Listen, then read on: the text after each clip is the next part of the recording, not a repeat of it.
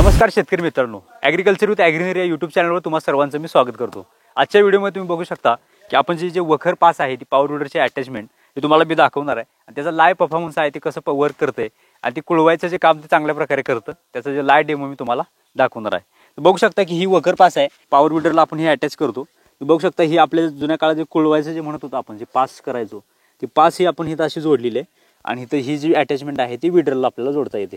ते विडरला जोडल्यानंतर चांगल्या प्रकारे उत्कृष्ट असं काम करतं येते।